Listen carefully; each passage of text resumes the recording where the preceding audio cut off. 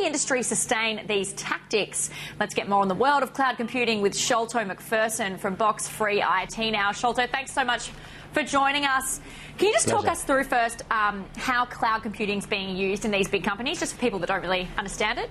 Of course. So most people will be familiar with using accounting software on the desktop, but instead with cloud accounting, you're logging into it through your browser like you might with your Gmail or Hotmail accounts, and use a password and username, and all your information is stored on a data center by Reckon or MYOB or Xero.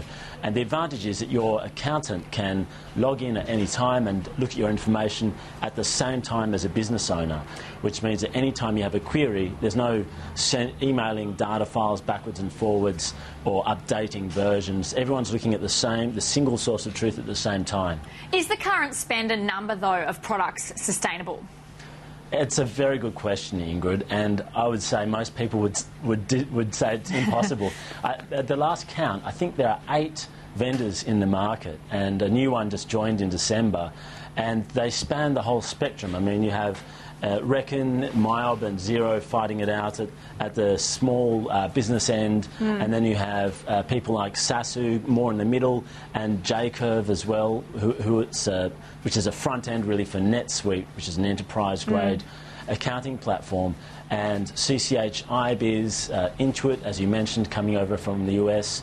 So, I mean, in a market like Australia, I don't know how it can sustain that many, and I think this year we're going to see some changes in that. What do you make of Xero's prospects going forward? I mean, are they a big threat to everyone? They're certainly a big threat to the Australian software providers. I mean, Xero claims to be adding 200 to 300 businesses every business day, which is a staggering growth rate. The one saving grace, or one hopeful scenario for its competitors, is that its ambitions are larger than its appetite, because it plans to dominate the US market, which is tightly held by Intuit. So it remains to be seen. It has a war chest of $180 million to take on that market, but whether it can maintain its focus on Australia as well as launch into the US and the UK in a major way remains to be seen. So how do you see these wars playing out over the next 12 months? Well, it's funny that the kingmakers in this scenario are really accountants and bookmakers, because the partners are the ones that recommend to their clients which accounting program to go with. On the face of it, you would say that MYOB and Reckon are in a great position because they have large and deep relationships with accountants and bookkeepers. But Xero has had a very effective campaign to win them over, including giving away free practice management software. And so it's difficult to say who's going to win. Ultimately, your accountant will probably decide. Who's winning the race between Microsoft Office 365 and Google Apps? Look, another great question. The numbers globally, from what I can tell, are fairly similar. They're both around between 3 to 4 million customers each. Neither company will break down what's happening in Australia.